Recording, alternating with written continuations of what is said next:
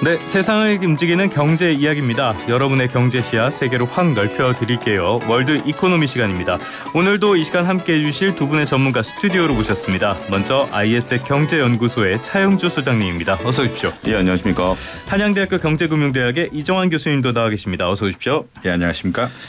이번 주말이죠. 6월 1일 2일입니다. 저희가 문을 열면서도 거창하게 소개를 해드렸는데요. 이거 세계에 상당히 좀 영향을 많이 미치는 이벤트다 이렇게 말씀을 드렸거든요. 오펙 플러스의 원유 생산 정책 회의입니다. 오펙 플러스. 오펙은 뭐고 오펙 플러스는 뭔가요? 사실 오펙은 우리나라 그 석유 산출국 기구라고 보통 이야기하죠. 석유 산출국 기구란 게 어떤 거냐면 이제 석유를 말 그대로 생산하는 나라에서 결국은 이 어떻게 보면 그 카르텔을 만들었다. 카르텔을 만들었다고 보시면 될 것 같고요. 석유 생산량 같은 것들을 이제 공급이라든지 이런 거 조정하기 위해서 사실 만든 카르텔 단체입니다. 이제 원유 산출국들이 모여 있다 보니까 이분들도 이제 흔히 말하는 지역의 파워를 얻기 위해서 그런 석유 산출국들의 어떤 파워를 얻기 위해서 단체를 조직한 거고 주로 이제 사우디아라비아가 맹주라고 생각을 하고 있고요. 그다음에 쿠웨이트, 아랍에미리트 이런 부국들이 있고 그다음에 이제 여기 부국에 속하지 못하는 다른 작은 산유국도 있는 이런 구조라고 보시면 될 것 같고요. 오펙 플러스는 이제 그러니까 정규적인 조직은 아니고 이제 여기 산유국 위에 러시아라든지 멕시코라든지 주요 산유국들이 같이 협의를 하면서 공급량 같은 것들 조정한다. 이렇게 아마 보시면 될 것 같습니다. 오펙에다가 조금 더 더해서 말 그대로 플러스네요. 방금 카르텔이라고 말씀하셨는데 그럼 이거 담합 아니에요? 담합으로 볼 수 있죠. 근데 담합으로 볼 수 있습니다. 미국이 용인을 해준 겁니다. 이제 아무래도 과거에는 이제 오펙 플러스에는 이제 러시아가 들어와서 오펙 플러스라는 거 단어를 이제 저희가 쓰게 만든 요소가 되긴 했습니다만 과거 오펙에 이제 교수님 말씀하신 것처럼 사우디가 맹주였고 과거에는 이제 지금과 이제 사우디와 미국 관계가 조금 삐그덕거리긴 합니다만 사우디는 100% 이제 미국 말을 들지 않았습니까? 그러니까 중동 정책 일환으로서 사우디를 통해서 중동의 원유 시장을 이렇게 장악하려고 하는 그리고 이제 그러면서 이제 페트로 달러가 되면서 결국 이제 그 달러가 기축 통화가 된 거 아니겠습니까? 그런 영향이었기 때문에 이거는 뭐 미국이 눈 감아줬다라고 봐야죠. 뭔가 세상에 좀 이상한 룰 같은 게 적용돼 있으면 그 뒤에는 항상 미국이 있는 것 같은 느낌이 있어요. 이번 회의에서도 감산 기조 계속 이어갈 것이다 이런 분석이 우세하던데 두 분 거기 동의하십니까? 지금 이미 나오고 있는 뉴스로 보면은 이제 감산을 할 거다. 계속 감산을 유지할 것이다라는 의견들이 많이 나오고 있고요. 전 세계 한 1억 2천만 배럴 정도가 하루에 생산된다라고 이야기하는데 한 220만 배럴 정도는 일단 감산을 유지할 거고 추가 감산에 대해서도 논의를 할 것이자 그러니까 기존 쿼터란 것들은 계속 이제 감산을 생산량을 줄여왔던 것이 있고 추가적으로 감산을 논의할 것이냐 이런 것에 대해서는 논의가 나오고 있는 상황입니다. 특히나 이제 결국은 비대면으로 한다라고 이번에 얘기하거든요. 비대면을 한다는 거는 크게 의견을 바꾸지 않는다라는 의견과 비슷해서 대면으로 하면은 미리 이제 사전 조율을 하고 사전 조율해서 의제 같은 것들도 같이 사진 찍으면서 크게 이야기를 해야 되는데 그런 걸 안 한다는 것 자체가 별로 바뀔 게 없다. 감산 기조가 계속 있었고 이 감산 기조를 계속 유지하겠다라는 어떤 의제 표명이 아니냐 이런 이야기도 나오고 있다라고 보시면 될 것 같습니다. 소장님도 감산? 이제 감산이 나왔을 때는 이제 오일쇼크처럼 굉장히 큰 역사적인 변화가 있었죠. 요즘 감산 얘기하면 제가 제 아내한테 다이어트 한다는 얘기랑 거의 비슷한 것 같습니다.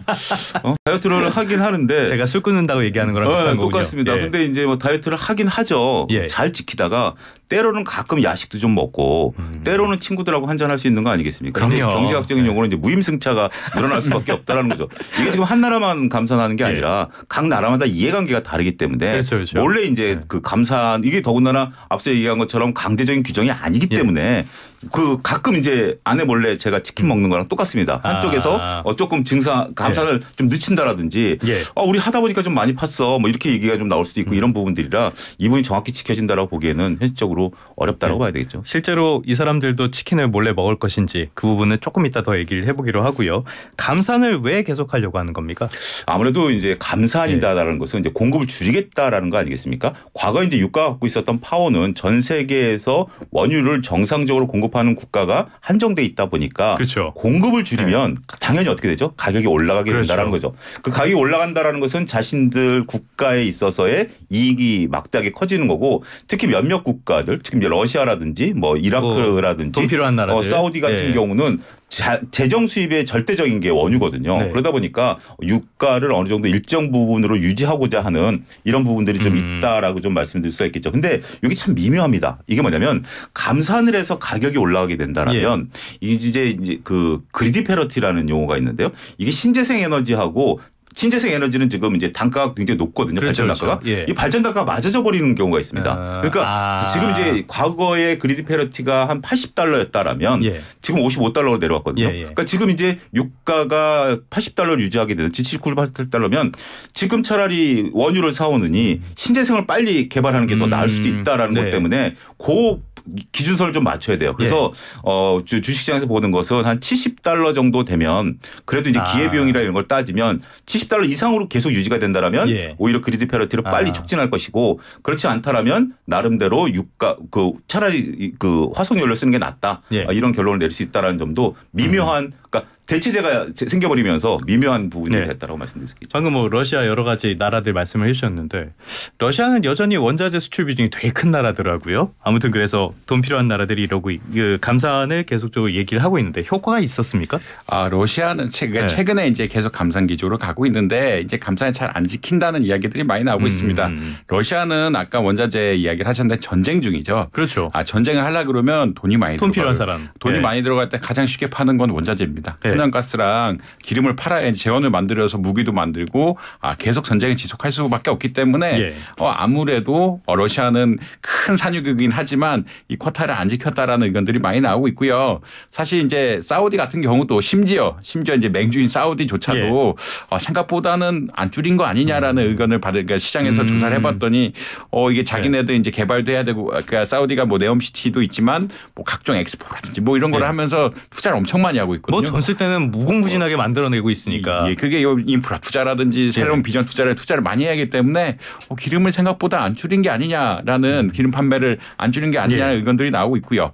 나머지 나라들은 사실 뭐 이란이라든지 이런 쪽들은 기름을 팔아야 되는 그러니까 사실 사우디나 쿠웨이트 같은 나라들은 이미 많이 팔아놔서 해외 자산이 많고 부국들이기 때문에 좀 여유가 있는데 나머지 나라들은 사실은 그만큼 여유가 없어서 뭐 전쟁이라든지 정치적 상황이라든지 이게 돈이 많을 수가 없기 때문에 재정에 큰 석유 판매에 의존을 하고 있어서 결국 좀 쿼터를 안 지킨 게 아니냐. 결국은 전반적으로 안 지킨 게 아니냐라는 의견들이 많이 나오고 있다. 이렇게는 보실 수 있을 것 같습니다. 실제로 이 감산 이야기가 나온 지가 꽤 오래됐잖아요. 근데 그 이후로 유가를 보면은 오히려 약간 안정세에 접어드는 그런 흐름들도 보였었거든요. 그러면은 합의가 대체로 안 지켜지고 있다. 이렇게 볼 수 있는 건가요? 제 몸무게가 안 떨어지는 건 거의 비슷하다고 봐야 되겠죠. 왜 자꾸 이렇게 자학을 하십니까? 아니, 그러니까 이제 비유를 좀 들은 건데. 판매 시킨 듯이니까 그렇죠. 그러니까 이제 어느 정도 저도 처음에 좀 떨어졌어요. 처음에 한 몇 킬로 정도 빠졌는데 최근에 안 빠지는 것 같다라는 거죠. 교수님 말씀하신 것은 이해관계가 각각 다릅니다. 그리고 채굴 비용도 각각 다르고요. 전 세계에서 가장 싸게 채굴하는 게 사우디입니다. 10달러 미만에서 채굴하니까 지금 70달러에 포함한 60달러가 남는 거죠. 그런데 이제 이란이나 이라크 같은 특히 이제 이란 같은 경우는 국제적으로 원유를 수출하기 시작한 게 공식적으로 수출한 게 얼마 안 되잖아요.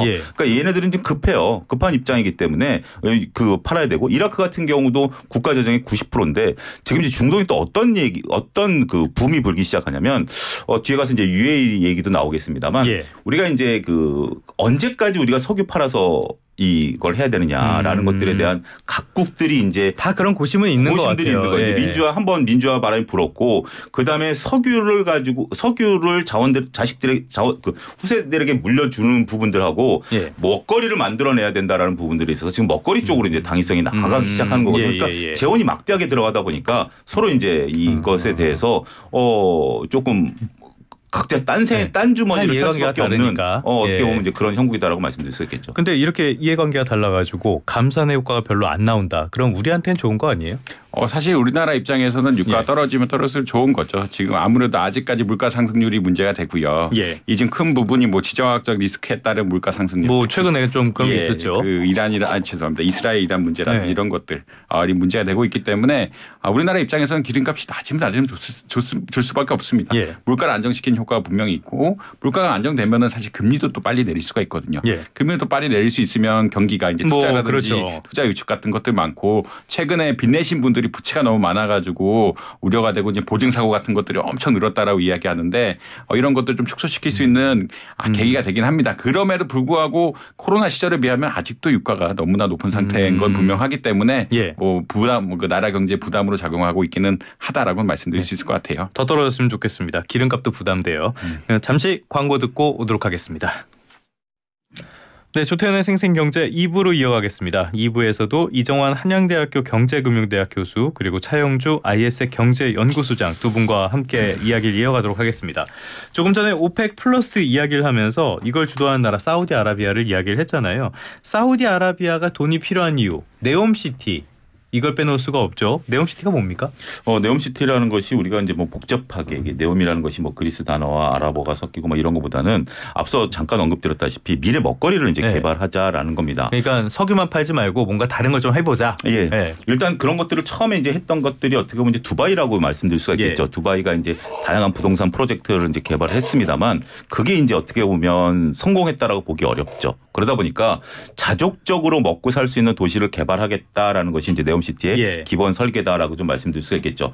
이와 더불어서 지금 현재 가장 활발하게 또 하고 있는 것이 UAE입니다. 뒤에 가서 말씀드리겠습니다만 UAE는 다양한 이제 그 인프라를 깔아가지고 여기서 이제 뭘 하겠다라는 것. 어찌됐든 네옴시티라는 것은 그 안에서 작업 도시를 만드는 건데 여러분들 그 화면 한번 보셨는지 모르겠습니다만 네옴시티가 어떻게 돼 있냐면 우리나라에 이제 가장 그 잠실타워가 가장 높지 않습니까? 잠실타워 정도 높이에까지 이제 높이가 올라가고 제가 이제 유튜브를 통해서 봤는데 그게 그 세 개가 붙어 있는 넓이입니다. 그거가 일직선으로 천안까지 간다 서울서부터. 그게 네옴시티 중에 더 라인 말씀하시는 거죠? 더 라인이 이제 가장 이제 그런 부분들인데 거기에 이제 거기서 모든 것들을 다 자급하겠다라는 부분들이죠. 뭐 많은 분들이 이제 여기에 대해서 뭐 긍정적인 부정적인 얘기를 하고 있습니다만 어쨌든 지금 현재 추진하고 있고 터파이 공사 들어간 상태이기 때문에 이 네옴시티를 이제 추진한다라고 봐야 되겠죠. 이 네옴시티와 유가 관계를 먼저 좀 미리 말씀드리면 네옴시티를 하기 위해 해서 그 경제학자들이 계산을 해보니까 유가가 71달러가 유지가 돼야 됩니다. 이 자금을 조달하기 위해서. 그래서 사우디 입장에서는 앞서 교수님 말씀하셨다시피 감산을 못 지키는 이유 중에 하나가 지금 이제 80달러 선이지만 언제든지 위태위태하죠. 그래서 네옴시티의 BEP는 71달러다. 이 점을 시청자분들께서 기억하시면 여기서 70달러를 밑으로 떨어지게 되면 사우디가 이제 더 감산 얘기를 안 할 가능성도 있다. 이것도 염두에 두셔야 됩니다. 알겠습니다. 조금 전에 그 소장님께서 긍정적인 평가, 부정적인 평가 하고 있다 이렇게 말씀하셨는데 이게 돈이 어마어마하게 들 거란 말이죠. 굉장히 긍정적인 평가 들어보신 적 있나요, 교수님? 뭐 긍정적인 평가는 이제 사우디의 이제 미래 전환이 가능할 수도 있다. 가능한지는 모르겠지만 그게 사실은 이게 아까 네옴시티라는 더 라인도 짓고요. 옥사곤이라고 해서 해양 부유 시설 해가지고 연구센터를 다 모은다라고 하고 있거든요. 그나마 가능성이 좀 크다고 하는 옥사곤. 그나마 가능성이 커서 이제 여기서 AI 전환하고 친환경 기술 전환하고 자기네들 이제 기술 개발을 하면서 AI로 미래 먹거리를 삼겠다라는 큰 의견들이 있고요. 그래서 뭐 사우디나 중동이나 뭐 이런 데서 UAE에 뭐 AI 부 장관이 생겼다 뭐 이런 이야기도 사실 많이 나오고 있거든요. 그러니까 AI를 미래 먹거리를 삼고 있고 친환경 전환을 미래 먹거리를 삼고 있기 때문에 거기에 뭐 도시 개발을 하겠다라는 의견들이 조금 나오고 있는데 아까 말씀하신 것처럼 이게 투자가 현실적이냐 그리고 이제 이런 것들은 AI 기술을 흔히 말해서 외국에서 받아와야 되는데 외국 기업들이 AI 전쟁을 하고 있는데 이 사우디에 쉽게 기술 주겠나? 그런 의문들이 자꾸 따라붙는 건 사실입니다. 그러니까 목표는 이제 그 도시를 세워서 기술도 유치하고 이런 건데 지금 뭐 기업만 유치하는 게 아니라 기술을 자가 발전해서 이런 것들 다 흡수하자라는 내용까지 가고 있기 때문에 아까 말씀드린 도시의 어떤 지속 가능성 그다음에 기술을 투자 받았을 때 실제 기술을 가져갈 수 있느냐 이런 이슈들이 다양하게 겹치고 있다라고는 말씀드릴 수 있을 것 같습니다. 이 네옴시티라는 게 더 라인 그리고 옥사곤 그나마 좀 가능성이 있다고 하는 트로제나 이것도 있는데 이건 산악 관광지잖아요. 특히 눈에 띄는 게 이게 겨울 레저더라고요. 동계올림픽 유치하려고 지금 노력하고 있죠. 무시무시한 계획들을 세우고 있습니다. 계획은 굉장히 창대한데 최근 들어가지고 이게 현실화 가능하겠냐 축소될 수밖에 없다. 실제로 축소되는 기미도 좀 많이 보이고 있고요. 왜 그런 평가를 받는 겁니까? 그러니까 이제 이게 그 설계상으로 과연 가능하겠냐라는 부분들이죠. 제가 봤었던 비판적인 유튜브를 보게 된다면 만약 그 도시가 형성이 됐으면 우리가 지금 지금 현재 잠실타워 같은 경우 엘리베이터가 몇 대가 있겠느냐라는 거죠. 거기서 이제 생활을 하게 된다라면 기본적인 거 하여튼 뭐 여러 가지 현실적으로 이제 거기 들어가 사람이 살게 된다라고 했을 때 이런 것들에 대한 어떤 현실적인 문제. 그러니까 빚도 못 받을 것 같은데요. 뭐 여러 가지 뭐 여러 가지 이제 그런 부분들이 있다라는 거죠. 그리고 현재 지금 이제 가장 중요한 게 자금 사정입니다. 현재 지금 이제 여기에 들어가는 돈들이 우리가 한 5천억 달러 정도 이제 들어가야 된다라는 건데 이 5천억 달러가 과연 이제 사우디가 이것을 하겠냐라는 것들이죠. 따라서 지금 현재 이 부분에 있어서 사우디가 이제 돈을 마련하고 있고 그다음에 우리가 이제 정확히 알려진 바에 의하면 우리나라도 이제 몇몇 업체들이 네옴시티 이제 터파이 공사에 이제 들어갔습니다. 그렇죠. 중국 업체들도 들어갔고 그럴 때 이제 사우디가 이제 그 후에 후속 조치를 하는 데 있어서의 그 입찰 과정에 있어서 사우디가 돈을 주겠다가 아니라 니네가 먼저 선투자를 해라. 그럼 우리가 나중에 돌려주겠다라는 식의 입찰을 한다라는 얘기도 많이 있었거든요. 그러니까 단순하게 사우디 국왕이라고 한다라면 우리가 이제 빈살만 같은 경우 어마어마한 이제 그 돈이 많은 사람으로 생각을 하고 있는 거죠. 그렇죠. 하지만 실질적으로 그가 동원할 수 있는 자금이라든지 이런 것들은 좀 한계가 있고 또 빈살만 입장에서 본다라면 이 네옴시티가 미래 먹거리에 대한 부분들도 있습니다만 정치적인 부분들도 우리가 잠깐 언급을 좀 드리면 빈살만 왕세자가 이제 되기 위해서 조금 안 좋은 사건들이 많이 있었죠. 이것 때문에 이제 미국하고 또 이제 갈라졌었던 부분들도 있고 그래서 이걸 수습하는 과정에서 이제는 그 얘기가 싹 들어가지 않았습니까? 정치적인 수습 과정에 있어서 미래에 대한 비전 선포 같은 성격도 있기 때문에 이걸 하긴 하는데 실질적으로 그가 모든 것을 이끌기보다는 어떤 뭐 이슈와 더불어서 그다음에 그 이해관계가 있는 다른 나라 기업들과 협업해서 이것을 하려고 하는데 지금 이제 그 아무래도 글로벌 저성장에 조금 직면하다 보니까 여러 가지 문제가 계획보다는 좀 수년되고 있다 이렇게 봐야 될 것 같습니다. 수년. 알겠습니다. 사실 지금 좀 전에 자금 말씀을 해주셨는데 우리가 사우디 하면은 자금이 무제한 있을 것 같은 이미지는 있지만 실제 그렇지는 않잖아요. 많은 나라들이 사우디의 자금을 유치를 하고 싶어하지 사우디에 투자를 하고 싶어하지는 않기도 하고요. 그래서 지금 자금 문제가 계속 나오는데 그래서 아람코의 주식을 매각할 것으로 보인다 이런 뉴스도 나오거든요. 이게 어떻게 연결되는 겁니까? 사실 아람코가 네옴시티에 가장 많이 투자하는 투자 회사입니다. 큰 틀에서 봐서는 이제 뭐 사우디 국가가 굉장히 많이 가지고 있긴 하지만 아람코가 투자를 많이 할 것이다라고 생각을 하고 있고요. 투자 회사예요, 여기는? 아니 결국은 석유 팔아서 모은 돈이 투자 회사라고 보시면 될 것 같은데. 근데 이제 이 투자를 할 때 돈이 부족하니까 아람코가 지분을 팔아서 돈을 모아가지고 여기에 더 투자를 해야 되는 게 아니냐. 사실 아람코의 가치는 뭐 한 2조 달러 그러니까 뭐 조금씩 다른데 1조 5천억 뭐 1조 5천 달러 뭐 2조 달러 약간씩 다르긴 한데 한 뭐 2천조 가량은 되는 것 같고요.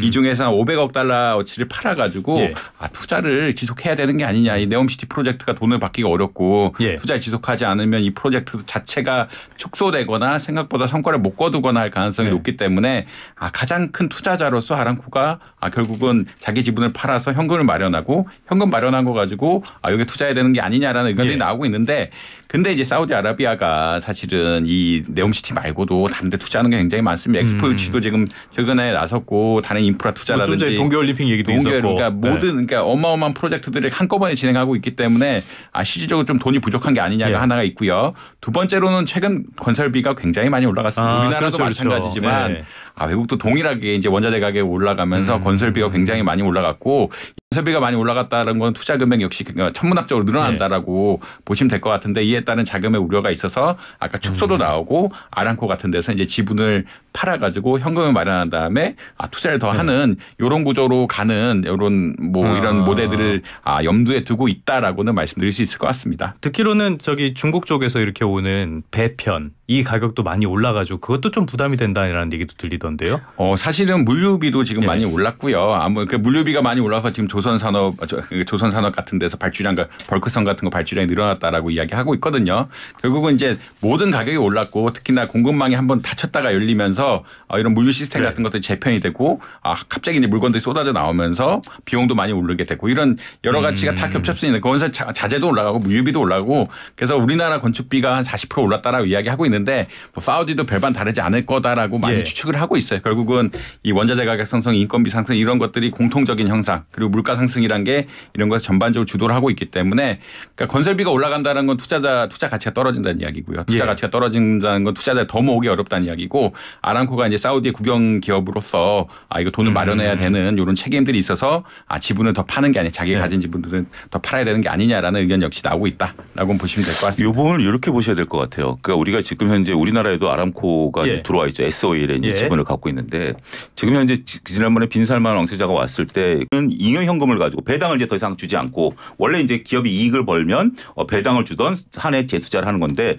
배당을 그동안 많이 좋았거든요. 근데 배당을 주지 않고 재투자를 통해서 그걸 만들어내겠다라는 건 사실 소환다라는 거죠. 어떻게 보면 이건 긍정적인 부분들이죠. 그런데 가장 안 좋은 것들이 내가 갖고 있는 지분을 팔아가지고 뭘 만들어내겠다라는 겁니다. 내가 이제 집을 옮겨가는데 뭐 큰 집을 넓혀가는데 차를 팔아서 집을 옮겨가겠다? 이거는 뭐 별로 긍정적이다라고 보면 그러니까 이 아람코 지분을 판다라는 의미는 우리가 볼 때 단순하게 아람코가 여유가 있으니까 지분을 이거 뭐 무수익 자산이니까 판다라는 개념이 아니라 이것을 팔을 정도로 지금 사우디가 상당히 지금 심각할 수 있다라는 것을 역설적으로 봐야지. 좀 떠들린다. 이런 것들에 대한 긍정적으로 보기에는 우리가 좀 하고 또 한 가지는 지금 사우디하고 중국과의 교수님 중국 말씀하셔서 제가 언뜻 떠오른 건데 중국하고 이제 사우디가 원유 결제를 이제 위안화로 하기로 하지 않았습니까? 그러면 그 석유를 팔아가지고 중국이 사우디한테 위안화를 주면 사우디는 그 위안화를 어디에다 쓰겠습니까? 결국 네옴시티 같은 경우라든지 지금 이제 우리나라 첨예하게 지금 이게 딱 정확히 지금까지는 우리나라랑 17%씩 줬거든요. 딱 준 상태에서 지금 보유하고 있는 위안화에 대한 부분들을 가지고 하게 된다면 우리나라의 경쟁력도 한번 우리가 제거해 보셔야 되는 정말 이 네옴시티 문제만 가지고도 굉장히 복잡하다라고 말씀드릴 수 있겠죠. 사실 지금 모든 변수가 사우디에 부정적으로 작용을 하고 있는데 이런 것들이 이제 많은 기대가 있었던 국내 건설업계나 기업들에도 영향을 미칠 것 같습니다. 우리나라 기업 이야기를 조금 더 해보면요. 그 아랍에미리트. 무함마드 대통령이 국빈 방문을 했는데 어제 삼성부터 우리나라 대기업 총수들이 다 달려갔어요. 그 왜 그런 걸로 보세요? 뭐 사실 아까 말씀드린 것처럼 도시를 건설하고 특히나 이제 스마트 도시죠. 일종의 스마트 도시를 건설한다는 얘기는 모든 첨단 기술의 집합체가 된다라는 이야기라고 보시면 될 것 같습니다. 그래서 네옴시티에 어떻게 보면 부정적인 이야기들이 많이 나오는데 부정적으로 보는 너무했나요? 아니 뭐 부정적인 보는 분들은 이런 첨단 기술을 어떻게 한꺼번에 실을 수 있느냐 이런 이야기까지 나오고 있거든요. 근데 이제 반대로 말하면 기업들은 이제 첨단 기술을 실현하고 기술력을 쌓을 수 있는 계기가 된다라고 보시면 될 것 같고요. 더구나 이제 에너지가 이런 것도 유지하려고 하면 에너지가 어마어마하게 드는데 관련해서 원자력 발전소를 짓는다든지 이런 다양한 사업들이 그러니까 결국은 도시를 만든다는 건 인프라도 만들어야 되고 많은 기회가 있을 것이다. 이게 첨단 기술까지 같이 해야 되기 때문에 건설도 해야 되고 원자력 발전소도 지어야 되고 특히나 그냥 도시를 짓는 게 아니라 여기 친환경 전환 그리고 AI를 접목한 도시를 짓는다고 하고 있기 때문에 관련해서 기술력을 쌓고 실적을 쌓으려고 그러면 우리나라 기업들이 갈 수밖에 없다.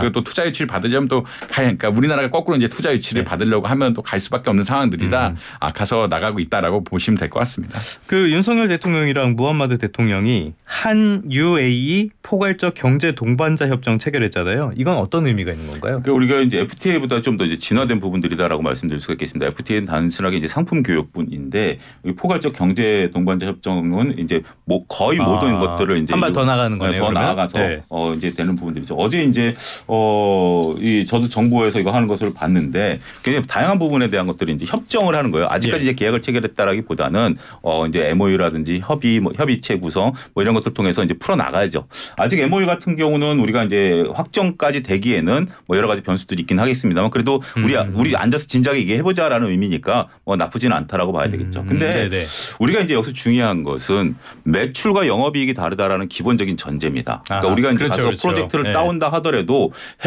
해외 건설에 대한 변수는 너무 많아요. 그러니까 우리가 이거에 대해서 이제 건설주들을 보시는 분들 입장에서 보면 국내 건설회사들이 돈을 그러니까 하는 것은 세 가지입니다. 첫 번째는 국내 건설, 공공건설, 해외 건설인데 공공건설은 뭐 거의 뭐 단가가 있고 국내 건설은 이익을 많이 남기는데 해외 건설은 우리가 몰라요. 안 될 수가 있다. 그래서 우리가 이제 크게 얻어맞은 게 세 가지가 있는데 현대건설이 한번 중동 공사해놓고도 못 봐서 그렇고 그다음에 GS가 그러니까 5천억 적자를 빅베이스를 밀어냈고 최근에 이라크가 그 김승현 회장이 그 이라크 신도시 개발하면서 난 여기 야전 침대 놔달라고 좋아했던 것들을 이제 포기해버렸거든요. 8천억 적자를 보고 이런 상태이기 때문에 우리가 해외 공사는 글로벌적인 입찰이 들어오기 때문에 이 부분에 있어서는 우리가 명확히 좀 봐야 된다 이렇게 말씀드릴 수 있겠습니다. 알겠습니다. 기대감은 있는 건 사실이지만은 너무 과대해서는 안 되겠다라는 말씀을 해주셨습니다.